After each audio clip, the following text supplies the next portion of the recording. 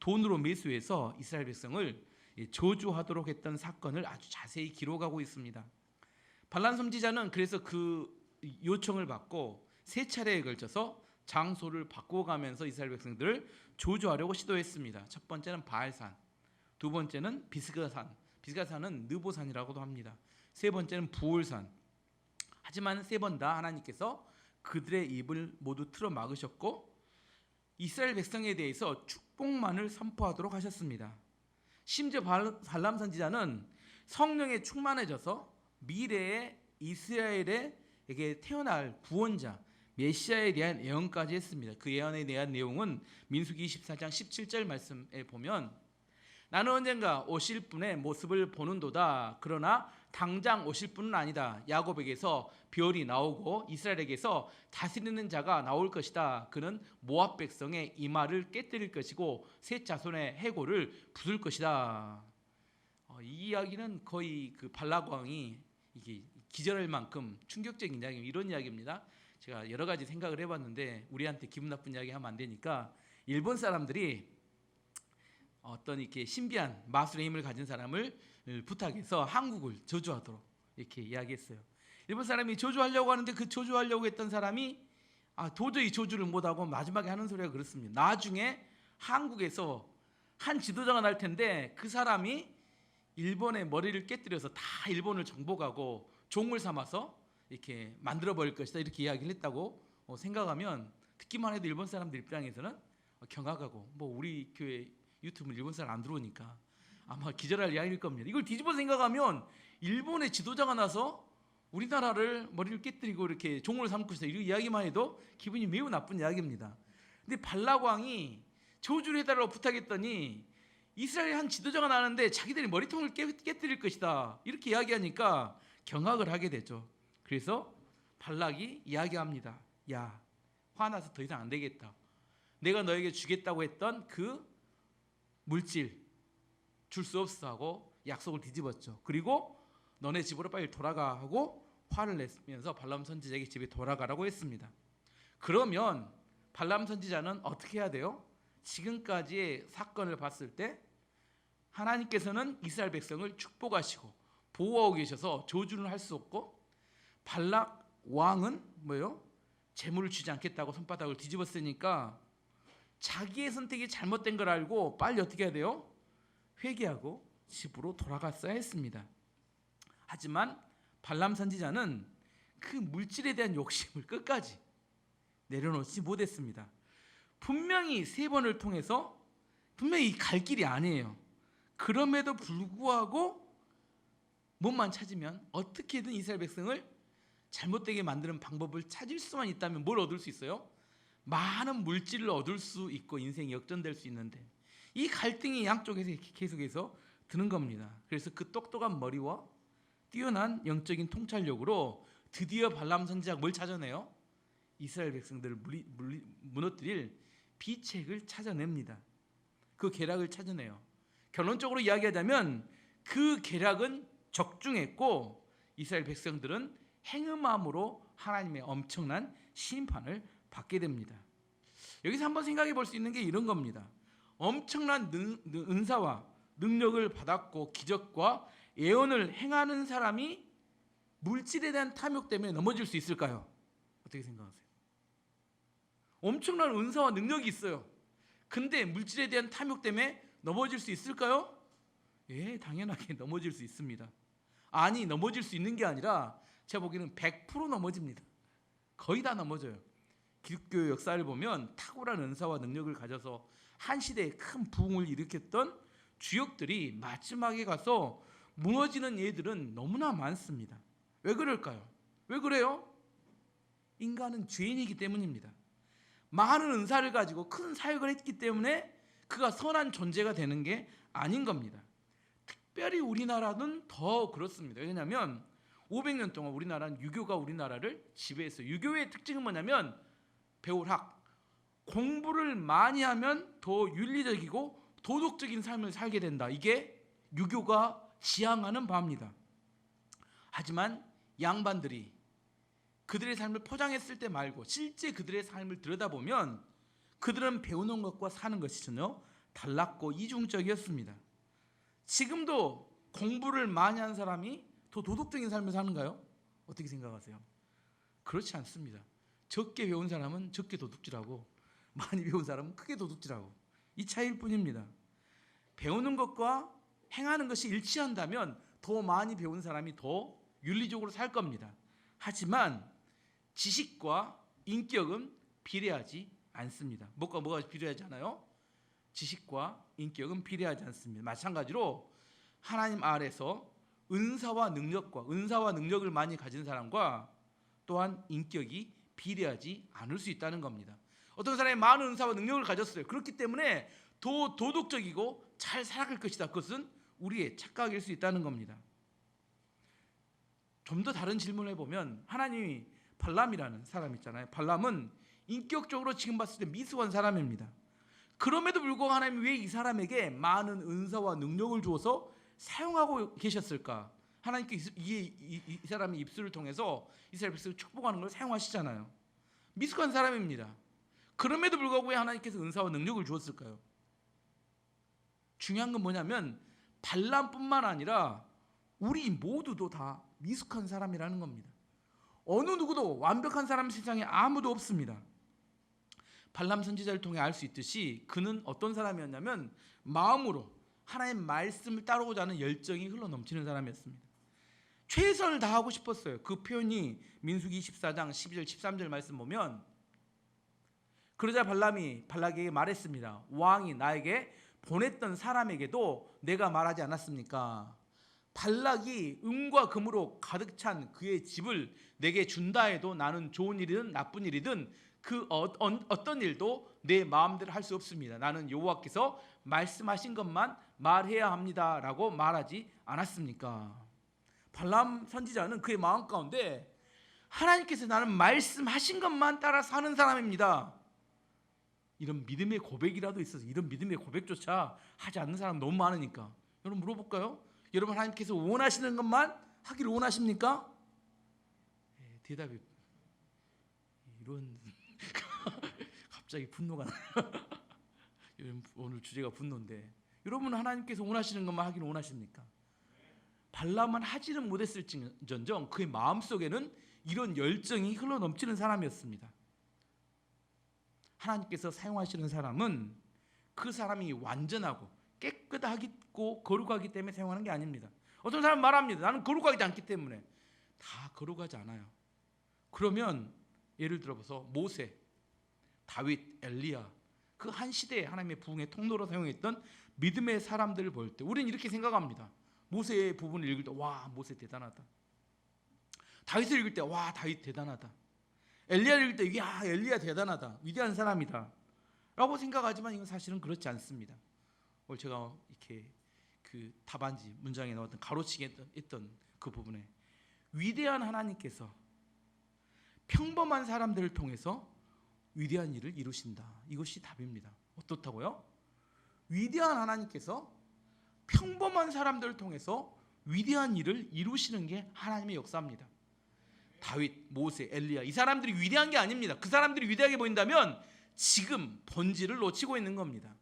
위대하신 건 하나님이고 하나님께서 평범하고 연약하고 부족하지만 하나님의 손에 붙들리면 그 사람들이 놀라운 하나님의 역사를 이루는 겁니다.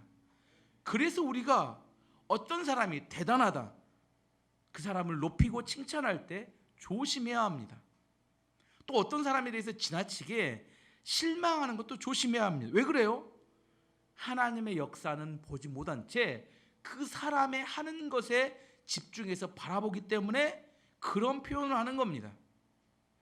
아무리 연약한 사람도 하나님의 손에 붙들리고 은혜가 주어지면 엄청난 큰 역사를 이루는 것이 하나님의 일입니다. 반대로 또 뒤집어 설명해 보면 균형을 잡아야 되니까 하나님께서 연약한 사람인데 하나님께 세우신 직분자들이 있습니다. 연약해 우리가 압니다. 그 사람 보면 연약한 사람입니다. 직분자를 세웠어요. 하지만 그들의 권위를 무시해서는 안 됩니다.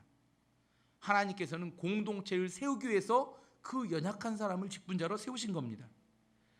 하나님께서는 그 연약한 사람을 통해서 놀라운 하나님의 부흥을 이루시기 때문입니다. 그래서 하나님께 세우신 권위도 인정하고 받아들여야 돼요. 너나 나나 똑같다 이렇게 생각하는 것도 맞지는 않습니다. 어떤 사람이 연약하고 죄인인 것은 맞습니다. 하지만 하나님께서 그 사람을 통해서 일하실 때 그들의 권위조차도 무시하면 안 된다는 겁니다.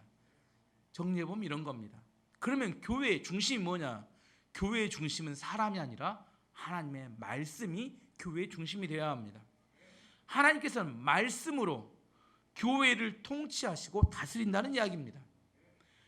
권위를 가진 직분자들은 그렇기 때문에 항상 하나님 말씀 앞에 서서 겸손하게 자기를 점검해 보아야 합니다. 그들이 가지고 있는 은사와 권위와 직분은 자기 것이 아무것도 없습니다. 다만 공동체를 세우기 위해서 하나님께서 그들에게 주신 것이기 때문입니다. 은사와 권위와 능력과 인격은 다른 겁니다. 나에게 어떤 권위와 은사와 능력이 주어졌어요. 그 다음에 구해야 되는 게 뭐냐면 인격을 구해야 합니다. 그걸 감당할 수 있는 인격을 달라고 구해야 합니다. 그럴 때 온전해질 수 있어요. 그 사람이 하나님이 좋은 은사를 주었어요. 좋은 능력을 주었어요. 좋은 직분을 주었습니다. 하지만 인격이 갖추어지지 않으면 그것이 오히려 그를 무너뜨리는 이유가 됩니다. 발람 선지자는 많은 은사와 능력을 받았지만 그 은사와 능력을 감당할 만한 인격을 갖지 못했기 때문에 결국 마지막에 넘어지고 말았습니다. 발람 선지자는 성경 신구약 성경 전체에 돈의 유혹에 넘어진 항상 들어지는 대표적인 그 어떤 사람이 되고 말았어요. 돈의 유혹에 끌려갔던 사람 대표적인 사역자면 발람 선지자를 이야기합니다. 그래서 누가 돈 때문에 자신의 은사를 잘못 사용하면 뭐라고 생각하면 됩니까? 누가 비싸다고요?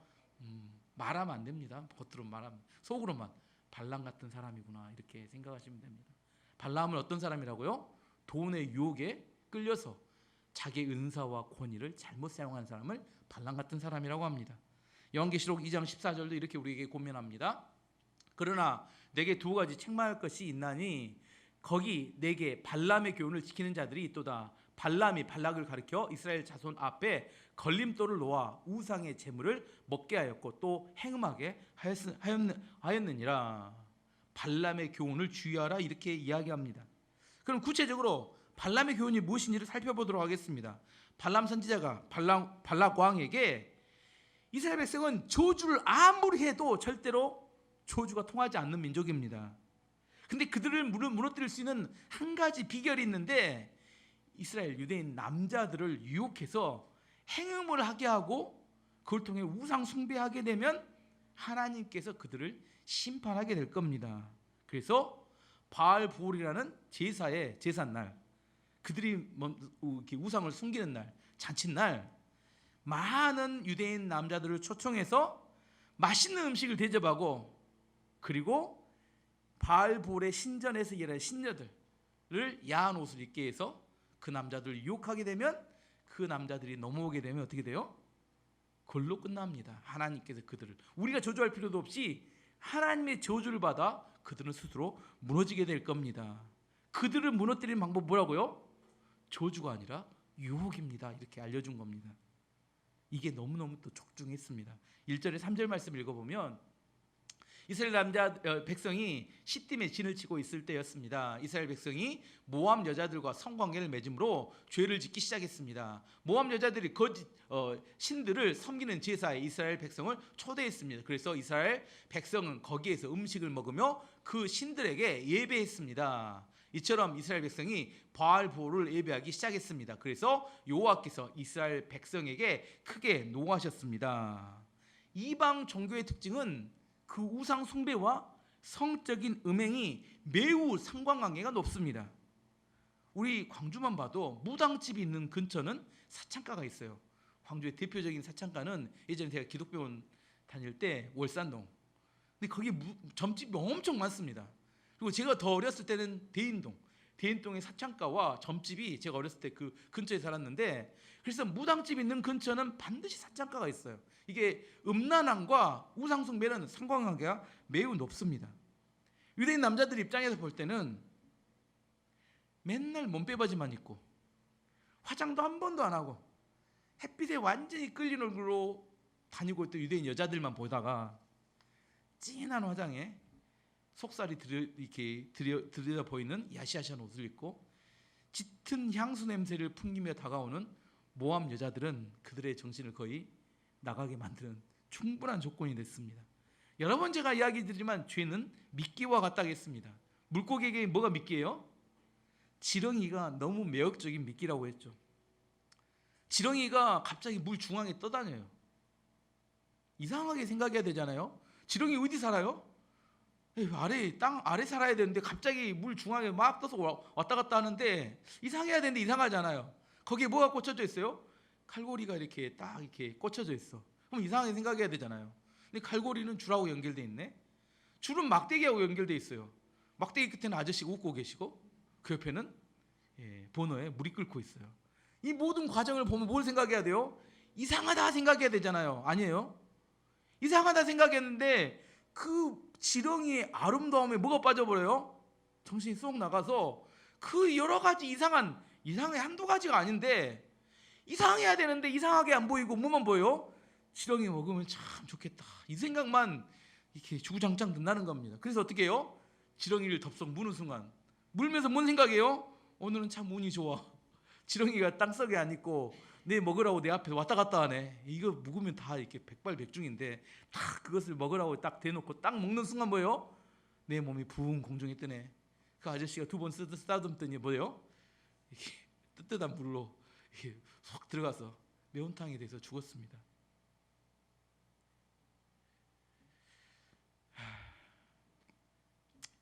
유대인 남자들이 그 모압 여자를 보면서 이상해야 되잖아요. 저 여자들이 뭐하고 연결되어 있는지 이 생각을 해야 되잖아요. 근데 뭐예요?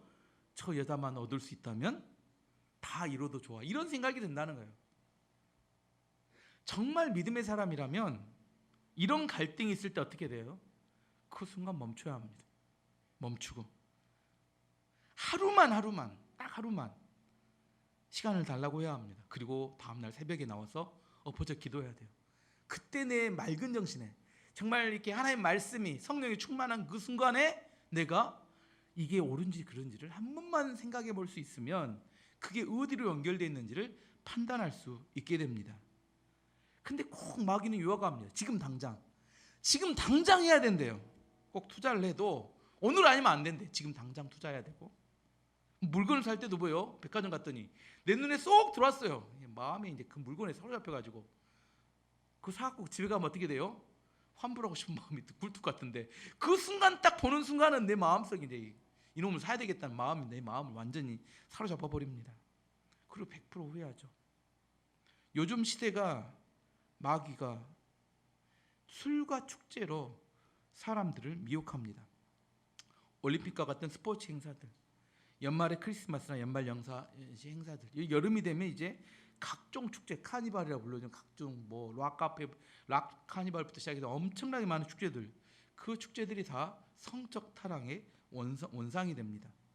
사단이 요즘 하는 말이 그런 겁니다. 요즘 애인 없는 사람이 어디 있냐? 젊은 부킹 문화라고 하죠. 젊은이들은 나이트클럽 가서 부킹하고 중년들은 카바레 가서 하시고 그리고 동호회에서 등산 가고 낚시 가고 캠핑 가고 다 축제와 술에 그들이 넘어갑니다.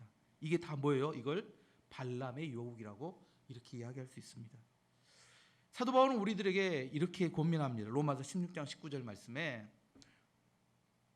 너희들의 순종함이 모든 사람에게 들리는지라 그러므로 내가 너희로 말미암아 기뻐하노니 너희가 선한 데 지혜롭고 악한 데 미련하기를 원하노라. 선한 데는 어떻게 하라고요? 지혜롭고 악한 데는 어떻게 해요? 미련하다. 이렇게 살라는 겁니다. 악한 데는 좀 미련하셔도 됩니다. 세상의 풍조, 유혹에 그런 곳에는 좀 미련하게 살아도 됩니다. 주변 사람들이 이야기하면 왜 너는 그렇게 미련하게 사냐? 그런 소리 들으시면 이게 내 칭찬이구나. 믿음으로 가는 거를 이렇게 생각하셔야 돼요. 성경은 이야기합니다. 악한 데는 좀 어떻게 하라고요? 미련하게 살아라 해요. 미련한 소리 듣고 싶지 않아서 세상의 풍조와 유혹을 따라가면 무너지고 넘어지게 됩니다.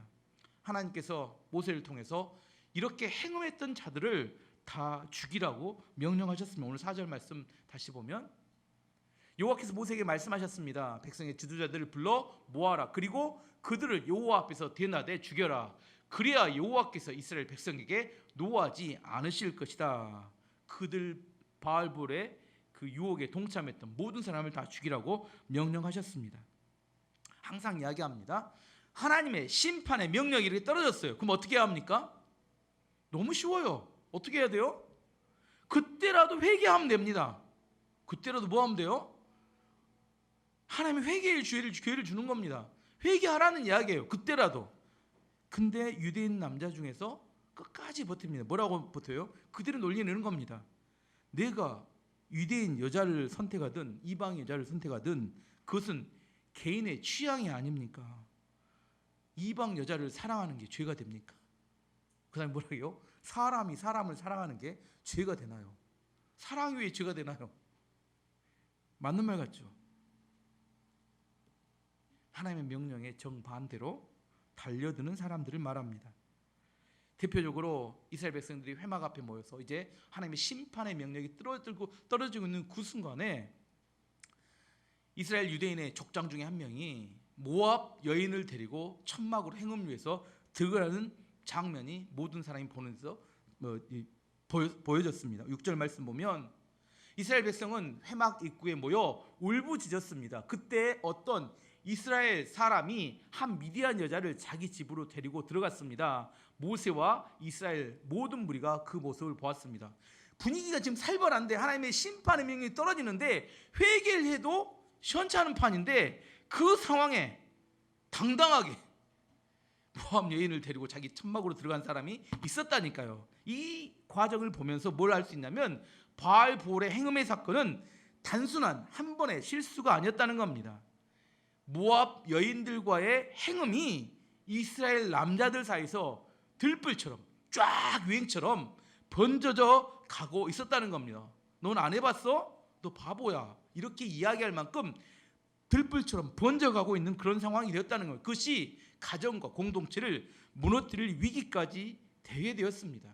하나님께서 그래서 심판하시는 겁니다. 바알볼의 행음에 동참한 사람은 모두 죽여야 된다.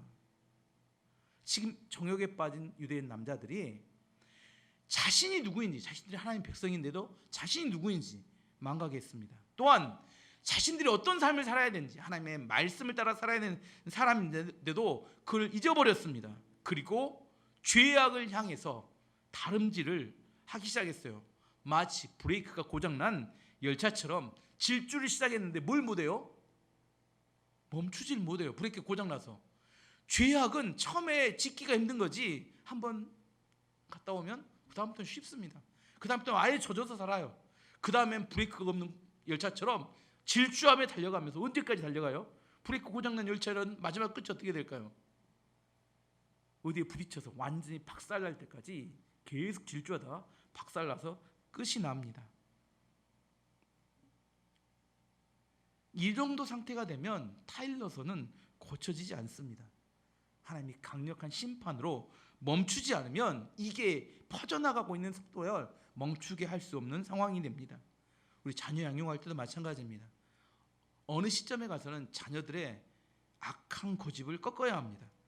그 시기를 놓치게 되면 부모를 무시하게 되고 부모의 권위에 도전하며 방자해집니다. 언제 꺾이느냐? 인생의 엄청난 큰 실패와 고난을 통과하게 될 때 간신히 멈춰질 수 있습니다. 그 전까지는 브레이크 없는 고장 난 이렇게 열차처럼 그냥 치달아 달릴 뿐입니다. 모세는 대낮에 대놓고 이렇게 행음했던 두 남녀의 신상을 오늘 공개합니다. 14절 15절 보면 그들의 이름이 나옵니다. 원래 이렇게 잘 안 하는데 미디안 여자와 함께 죽임을 당한 이스라엘 사람의 이름은 살루의 아들 시므리입니다. 이름이 분명히 나와요. 공개합니다. 시므리는 시몬 지파에 속한 한 집안의 어른입니다. 그리고 죽임을 당한 미디안 여자의 이름은 수루의 딸 고스비입니다. 수루는 미디안에 속한 한 집안의 우두머리입니다. 요즘 우리나라도 이렇게 죄를 지으면 악한 죄를 지어도 실명을 잘 공개하지 않는데 그 당시에 모세가 하나님이 생각할 때 이건 너무너무 극악한 죄이기 때문에 여기 실명을 치르놓으면 어떻게 돼요? 몇 천 년 동안 누구를 알아요? 우리는 시므리와 고스비를 압니다. 그 사람이 어떤 사람인지, 이게 얼마나 악명 높은 이름인지. 대대의 선손이 이 사람들의 이름을 알아요. 아, 그 사람 하면 그 집안 출신 이렇게 삼류 집안이구나. 이름을 알아요. 이스라엘 백성들 얼마나 잘 알겠어요. 시므리 집안, 고스비 집안. 고스비는 이런 겁니다. 부잣집 딸이에요. 명문대를 나왔어요. 몸매도 좋고 너무 예뻐요. 근데 뭐만 없어요? 믿음만 없어요. 그건 뭐예요? 아, 고스비구나. 말하면 안 된다 했습니다. 말하면 제 이야기, 오늘 발람도 이야기, 말하면 안 됩니다. 마음속에 뭐만 생각하면 아, 고스비구나. 이렇게 생각하시면 돼요. 이게 고스비다니까요. 아시겠죠? 어쨌든 이들의 실명을 공개할 만큼 그 시대에 엄청난 영향력 있는 사건이었고, 이 이스라엘 백성들 가운데 들불처럼 번져가는 행음의 쥐약을 멈추게 했던 한 사람이 오늘 또 나옵니다. 오늘 대단한 사람인데, 그 사람은 누구냐면 바로 아론의 손자 엘르아셀의 아들 비느하스라는 사람입니다. 비느하스는 성경에서 유일하게 화 한 번 냈다가 축복받은 사람입니다. 웬만해서 화내가지고 좋은 일이 없는데 비느하스는 기억하면 됩니다.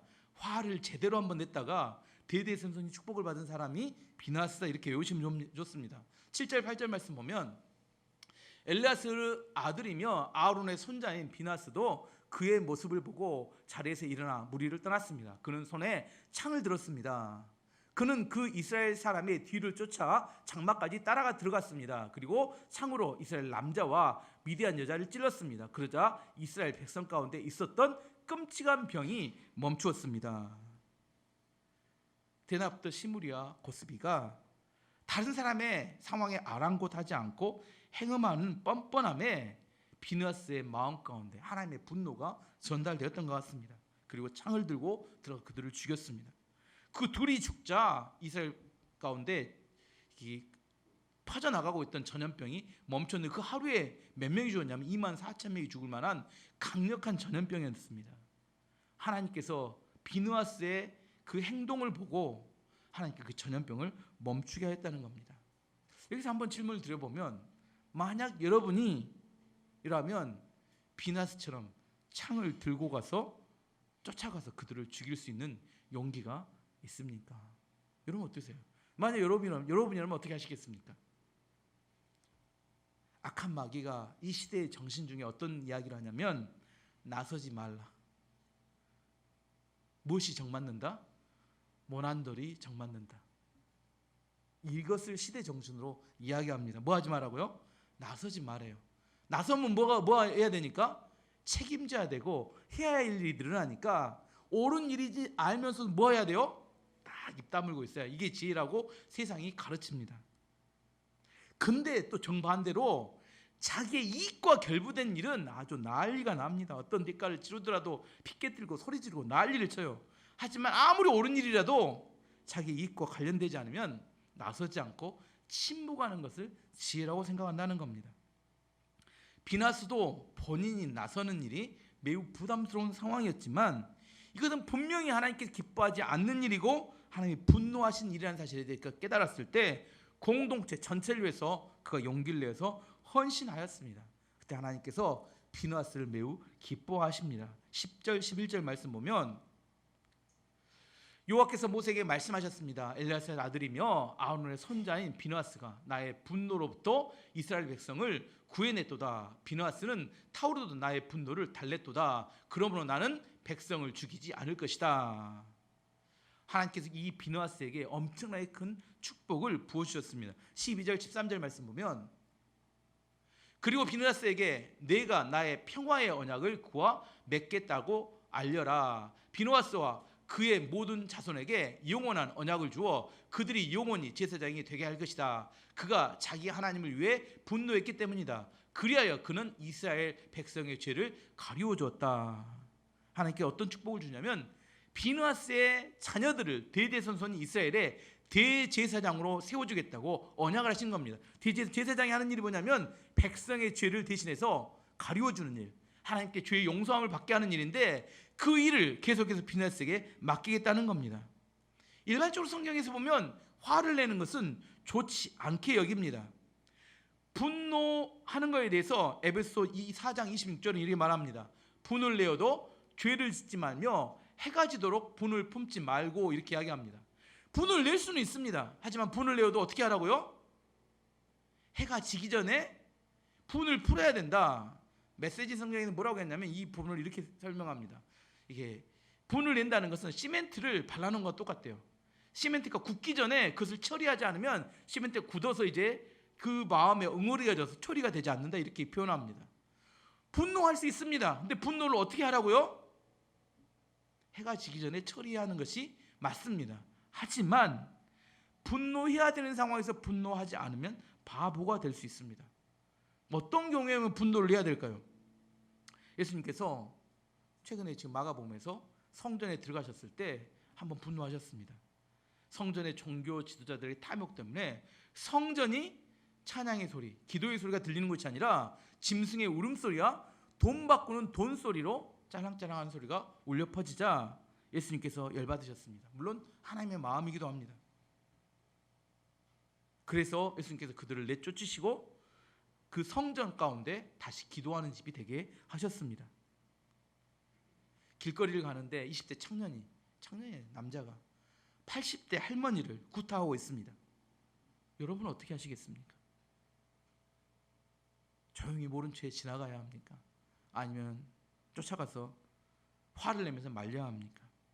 이 시대는 뭐 해야 된다고요? 나서지 말라. 하지만 분노할 때 분노할 줄 알아야 합니다. 비느하스가 행음함으로 무너져가고 있는 이스라엘 백성들 가운데 이게 잘못되었습니다. 하나님의 마음 가운데 이 분노, 하나님과 동일한 느낌. 오늘 우리가 두 번째 찬양할 때 내가 죽고 예수로 사는 거, 주님으로 사는 거, 그게 뭐냐면 하나님이 분노하실 때 같이 분노할 수 있는 것이 내가 죽고 예수로 사는 겁니다. 우리가 생각할 때 내가 예수님 같이 사는 건 뭘 의미하냐면 생각에서만 사는 게 아니라 예수님이 기뻐하시면 우리도 기뻐하는 거고, 예수님이 슬퍼하시면 우리 같이 슬퍼하는 거고, 하나님께서 화를 내실 때 같이 화낼 수 있는 것, 이게 내가 죽고 예수로 사는 것을 의미합니다. 비느하스의 그 분노가 이스라엘 백성을 전염병으로부터 구원할 뿐 아니라 하나님이 그를 축복하셔서 그에게 귀한 사역과 사명을 맡기셨습니다. 분노에 대해 한 가지만 더 살펴보면, 그러면 내가 내는 분노가 정당한가 정당하지 않는가 어떻게 구분할 수 있을까요? 내 이익과 결부되면 거의 99.9%가 틀렸습니다. 내 이익과 결부돼서 화를 냈으면 반드시 그 가짜입니다. 하지만 내 이익과 결부되지 않은 채 내가 화를 내면 그 의분일 가능성이 높습니다. 이 시대에 영적 비느하스가 필요합니다. 하나님이 무시를 당해요. 세상에서. 하나님의 교회가 세상에서 조롱을 당해요. 그런데 아무런 반응하지 않습니다. 나서지 말라. 이걸 따라가며 조용히 침묵하고 있는 것을 본인도 하고 자녀들을 가르칩니다. 우리의 마음에 하나님이 무시를 당하고 교회가 조롱을 당할 때 그것을 올바로 세울 만한 용기가 있어야 한다는 겁니다. 아무리 많은 지식을 알고 있어도 우리 삶과 함께 가지 못하면 그것은 우리로 하여금 우리 안에 도움이 되지 않는 그냥 헛된 지식일 뿐입니다. 우리의 삶을 과감히 하나님의 영광을 위해 던질 수 있는 용기가 필요합니다. 하나님께서는 그런 사람을 택해서 축복하시고 사명을 맡기시고 대대손손이 하나님께 그 가정을 축복하신다고 오늘 성경은 이야기하고 있습니다. 저는 우리 교회가 침묵하지 않기를 원합니다. 우리 가정이 침묵하지 않기를 원합니다. 하나님이 화내실 때 같이 화낼 수 있고, 하나님이 옳다고 하는 일에 우리 같이 옳다고 이야기할 수 있고, 하나님 기뻐하시는 일, 슬퍼하시는 일에 동일하게 느낄 수 있는 느낌을 가질 수 있는 사람, 그게 내가 죽고 예수로 살아가는 삶의 모습입니다. 말씀의 결론을 맺도록 하겠습니다. 발람 선지자의 유혹에 속지 않아야 합니다. 죄악인 미끼와 세상의 풍조에 끌려다니지 말기 바랍니다. 술과 축제를 조심해야 합니다.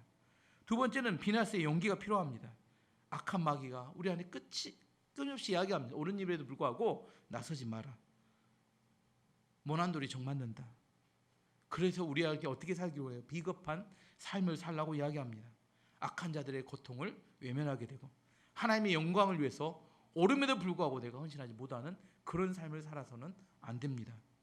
우리 안에 하나님께서 어떤 가정과 어떤 사람을 쓰시는가, 비느하스와 같은 가정이 되기를 원합니다.